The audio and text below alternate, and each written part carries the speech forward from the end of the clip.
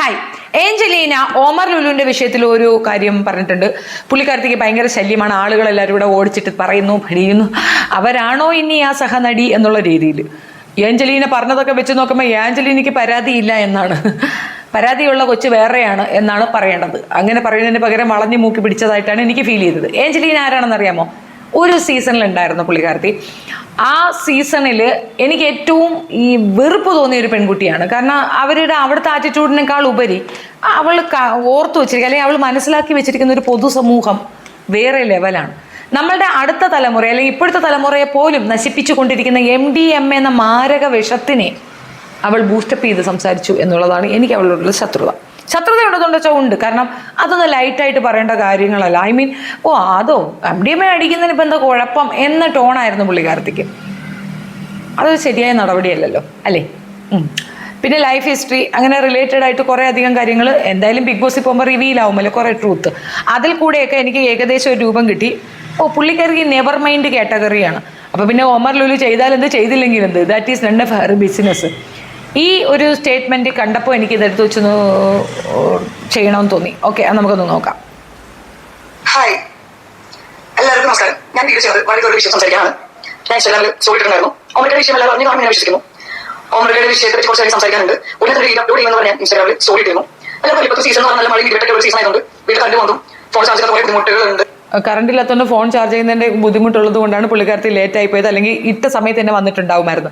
പുള്ളിക്കാരത്തി ഭയങ്കര സ്ലോ ആയതുകൊണ്ടാണ് ഞാൻ കുറച്ച് സ്പീഡായിട്ട് സംസാരിക്കുന്നത്.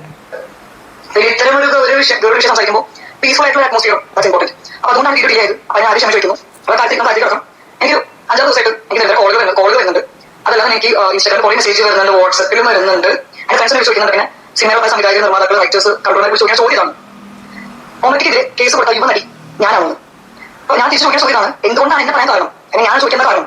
അപ്പോൾ അവർ പറയുന്ന റീസൺ എന്ന് വെച്ച് കഴിഞ്ഞാൽ ആ കേസ് കൊടുത്ത യുവനടി എന്ന് പറയുന്ന ആ വ്യക്തി നല്ല സമയത്തുള്ള ആർട്ടിസ്റ്റാണ്, ഓമയുടെ നല്ല അടുപ്പത്തിലാണെന്നാണ് പുറത്ത് പ്രചരിച്ചിരിക്കുന്നത്. അപ്പോൾ അങ്ങനത്തെ ഒരു ഹിന്ദി പെട്ടെന്ന് ഞാൻ സ്ട്രൈക്ക് അതുകൊണ്ടാണ് ചോദിക്കുന്നത് പറഞ്ഞു. സത്യത്തിൽ ഓമയ്ക്കെതിരെ കേസ് കൊടുത്ത യുവനടി അത് ഞാനല്ല. എനിക്ക് അന്നും ഇന്നും ഓമയ്ക്കോട് ഇതങ്ങ് ആദ്യമേ പറഞ്ഞാൽ പോരായിരുന്നു, അത്രയും വലിച്ചു നീട്ടി വള്ളി കീറി വെണ്ടു പറയണമായിരുന്നോ? ഒരുപാട് സ്നേഹവും ബഹുമാനവും ഉണ്ട് എനിക്ക്. അക്കോർഡിംഗ് ടു മീ എനിക്ക് നല്ല സിനിമാ സംവിധായകനിലുപരി എനിക്ക് നല്ല സുഹൃത്തും കൂടി ഓമർക്ക. അപ്പൊ ഇതുപോലെ ഈ ഒരു ചോദ്യം ചോദിച്ചാൽ ആരും വിളിക്കുക മെസ്സേജ് ഒക്കെ ചെയ്യരുത്. കാരണം എനിക്കത് പേഴ്സണൽ നല്ല ബുദ്ധിമുട്ടുണ്ടാക്കുന്നുണ്ട്. കാരണം ഒന്നാമത്തെ കാര്യം കേസിന്റെ പല സത്യാവസ്ഥകളുടെ പിന്നിലുണ്ട്. ഒന്നാമത്തെ കാര്യം. രണ്ടാമത്തെ അവിടെയാണ് പോയിന്റ്. അതിനകത്ത് പല സത്യാവസ്ഥകളും ഇതിനകത്തുണ്ട്. ഇത് പുള്ളിക്കാരത്തി പറയുന്നതാണ്, പല സത്യാവസ്ഥകളും. അത് പോയിന്റ് ഔട്ട് ചെയ്തോണം, ബാക്കി നമുക്ക് ബാലൻസ് പറയാം. ഞാൻ ഓമർക്ക് നമ്മളെ ബന്ധം അങ്ങനെയല്ല. ഓമർക്ക് എനിക്ക് ഏകദേശം 3-4 വർഷം മുന്നേ പരിചയമുണ്ട്. നമുക്ക് വിളിച്ച സമയത്ത് ഞാൻ പരിചയപ്പെടുന്നത്. എനിക്ക് പേഴ്സണലി പുള്ളി നന്നായിട്ട് അറിയാം. 3 വർഷം പേഴ്സണലി എനിക്ക് പുള്ളിനെ അറിയാം. അപ്പോ എന്റെ ഒരു അക്കോർഡിംഗ് ടു എന്റെ പേഴ്സ്പെക്റ്റീവ് അങ്ങനത്തെ ഒരു വ്യക്തിയല്ല. അല്ലെങ്കിൽ ഇപ്പോ ഇങ്ങനെ ഒരു കേസ് വന്നതുകൊണ്ട് പുള്ളിക്ക് നല്ലപോലെ സൈബർ പുള്ളി കാര്യങ്ങൾ വരുന്നുണ്ട്. എന്ന് വെച്ചാൽ പഴയ മോശപ്പെട്ട രീതിയിലാണ് പുള്ളി സംസാരിക്കുന്നത്, റേപ്പിസ്റ്റ് അങ്ങനെ സംസാരിക്കുന്നത്. പക്ഷെ എന്റെ കാഴ്ചപ്പാട് എനിക്ക് പുള്ളി പേഴ്സണൽ പുള്ളി അങ്ങനത്തെ വ്യക്തിയല്ല കൂടി വേണ്ടി. പിന്നെ മറ്റൊരു കാര്യം വെച്ചാൽ ഞാൻ നമുക്ക് നമ്മുടെ കോൺവെർസേഷൻ ഇന്റർവ്യൂസിലൊക്കെ പല ആൾക്കാരും കമന്റ് ഇടുന്നത് വളരെ മോശമായിട്ടാണ്. സത്യത്തിൽ ആൾക്കാർ മിസ്അണ്ടർസ്റ്റാൻഡ് ചെയ്തിരിക്കുകയാണ്. കാരണം അവർക്ക് ഡബിങ്ങിനൊക്കെ പറഞ്ഞൊക്കെ ചെയ്യുന്ന പല റീസൺസ് നിങ്ങൾ മിസ്അണ്ടർസ്റ്റാൻഡ് ചെയ്തിരിക്കുകയാണ്. ഞാൻ നമുക്ക് അങ്ങനത്തെ ബന്ധമല്ല. ഒരു വലിയ കുഞ്ഞിനീത്തി എന്നുള്ള കണക്ഷനാണ്. ഒമർക്ക എന്ന് പറയുന്ന വ്യക്തി എന്റെ കാഴ്ചപ്പാടിൽ നല്ലൊരു വ്യക്തിയാണ്. പിന്നെ പുള്ളിക്കെതിരെ വന്നിരിക്കുന്ന ഈ കേസ് നമുക്ക് അറിയാം.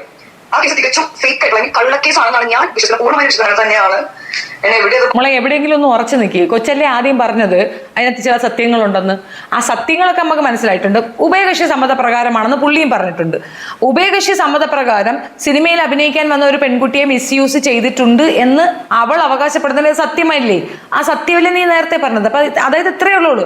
സിനിമയിൽ ചാൻസ് കൊടുക്കാന്ന് പറഞ്ഞിട്ട് വരുന്ന ചാൻസ് കൊടുക്കാമെന്ന് പറഞ്ഞുകൊണ്ട് പല പെൺകുട്ടികളെയും ഇയാൾ കൊണ്ടുപോയി ഉപയോഗിക്കാറുണ്ട്. ആ പെൺകുട്ടി അതിലൊരു ഇര മാത്രമാണ്. പിന്നെ സമ്മതമുണ്ടായിരുന്നു, റേപ്പ് അല്ലായിരുന്നു.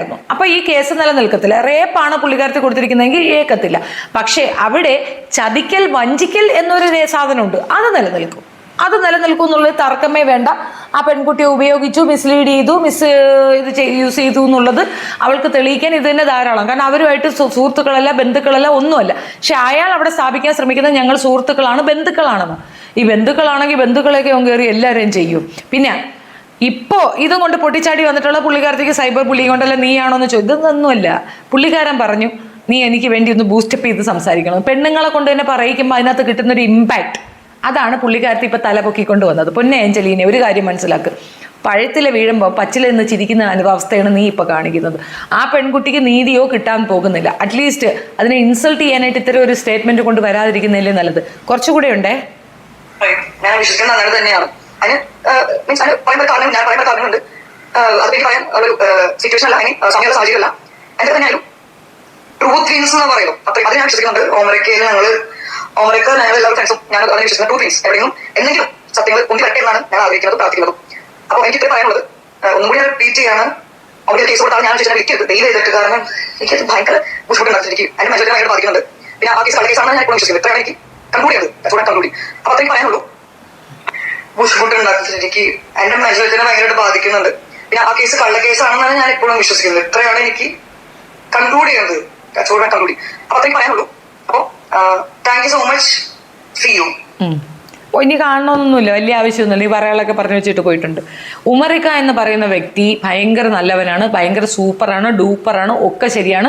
ഞാനും അദ്ദേഹം തമ്മിൽ അനിയത്തി കുഞ്ഞനിയത്തി ബന്ധമാണ് എന്ന് പറയണേ. എന്തിനാ അത് പറയണേ? സുഹൃത്തുക്കളെന്നങ്ങ് പറഞ്ഞാൽ പോരെ, എന്താ അത് പറയാൻ ബുദ്ധിമുട്ട്? അത് പറയുകയാണെങ്കിൽ താങ്കളുടെ പേര് അതേ രീതിയിൽ തന്നെ ആളുകൾ ഏറ്റെടുക്കും എന്നുള്ളതുണ്ട്. ഇപ്പൊ ഈ അനിയത്തി ബന്ധം, അച്ഛൻ മകൾ ബന്ധമൊക്കെ പറയേണ്ട കാര്യം എന്തോ? ഉമറിക്കായുടെ ഫാദർ താങ്കളുടെ ഫാദർ ഉമറിക്കയുടെ ഇല്ലല്ലോ. അപ്പൊ പിന്നെ എങ്ങനെയാണ് ഈ ബന്ധം വരിക? അപ്പോൾ അങ്ങനെ കൺസെപ്റ്റൊക്കെ ചെയ്യാൻ പറ്റുമായിരിക്കും അല്ലേ? അപ്പൊ നിങ്ങൾക്ക് പോലും അത് പറയാൻ ബുദ്ധിമുട്ടുണ്ടാക്കുന്ന രീതിയിലുള്ളൊരു പ്രവർത്തനമാണ് അയാൾ ചെയ്തിട്ടുള്ളത്. കാസ്റ്റിംഗ് കൗച്ച് ഉണ്ട് എന്ന് പറയുമ്പോൾ പലരും അതെടുത്ത് പറയാൻ ധൈര്യപ്പെടാത്തതിന്റെ കാരണം ഇത്തരത്തിലുള്ള തിരിച്ചടികൾ ഉണ്ടാകുമെന്നുള്ള സ്വബോധമുള്ളത് കൊണ്ടാണ്. പക്ഷേ ഇനി വരുന്ന പെൺകുട്ടികൾക്കെങ്കിലും ഇങ്ങനെ ഉണ്ടാകാതിരിക്കാൻ ഇത്തരത്തിൽ പെട്ടവന്മാർ നടത്തുന്ന ഇന്റർവ്യൂകളിൽ പോയി ഇരുന്നു കൊണ്ട് കൃത്യമായി മറുപടി പറഞ്ഞിട്ട് ഇറങ്ങിപ്പോന്നേക്കുക. ഇങ്ങനെ ഒരു തോന്നലിനും ഇങ്ങനെ ഒരു കാര്യത്തിനും അല്ലാതെ കലയെ പ്രോത്സാഹിപ്പിക്കുകയും കലയെ സ്വന്തം ജീവിതമാക്കി കൊണ്ട് നടക്കുന്ന കുറേ മനുഷ്യരുണ്ട്. അവരാരും ഇതുപോലത്തെ പരിപാടികൾക്ക് നിൽക്കത്തില്ല.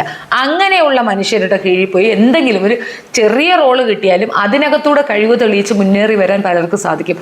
മോഹൻലാലൊക്കെ വന്നത് വില്ലൻ വേഷത്തിലാണ്.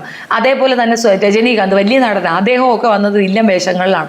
അങ്ങനെയൊക്കെ വന്ന് മുന്നേറി വരുന്നവരുണ്ട്. ചെറിയ ഒരു മൂലയിൽ ഒരു സെറ്റിൽ കിട്ടിയാലും അതും കൊണ്ട് കയറി വരുന്നവരുണ്ട്. ഉദാഹരണത്തിന് ബാസിഗർ സിനിമ അറിയാലോ, അതിനകത്ത് വന്ന അവർ ഒരു ഡാൻസ് പാട്ടിനകത്ത്, ബാസിഗർ സിനിമയ്ക്കകത്ത് ഒരു ഡാൻസ് കളിക്കുന്നതിൻ്റെ ഒരാളായിട്ട് ഡാൻസറായിട്ട് മാത്രമായിരുന്നു അവർ പിന്നീട് ഒരു വലിയ സിനിമ സിനിമ ഹിറ്റാക്കി കൊടുത്തിട്ടുണ്ടായിരുന്നു. അപ്പോൾ വെറുതെ ഒരു ജസ്റ്റ് ഒരു അപ്പിയറൻസിന് മാത്രം വന്നവർ റീച്ചായ ചരിത്രമുണ്ട്. അത് ചിലപ്പം ഒരുപാട് സിനിമകളിൽ അഭിനയിച്ചവരൊന്നും അത്രയും റീച്ച് ആകാറുമില്ല. അപ്പോൾ അങ്ങനെ ഒരു സാഹചര്യം ഉള്ളപ്പോൾ അത് യൂസ് ചെയ്യാൻ പെൺകുട്ടികൾക്ക് വഴികാട്ടി കൊടുക്കുകയാണ് ഇപ്പോൾ ഫീൽഡിൽ നിൽക്കുന്നവർ ചെയ്യേണ്ടത്.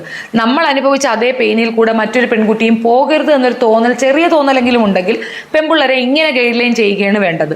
സിനിമയിൽ അഭിനയിക്കുന്ന തെറ്റല്ല, നാടകം അഭിനയിക്കുന്ന തെറ്റല്ല, അതൊന്നും മോശപ്പെട്ട കാര്യമല്ല. പക്ഷേ അതിനകത്തുള്ള ഈ ഒരു സാധനം അത് എല്ലാ വിഭാഗത്തിലും ഉണ്ടെന്നുള്ളതാണ് വസ്തുത.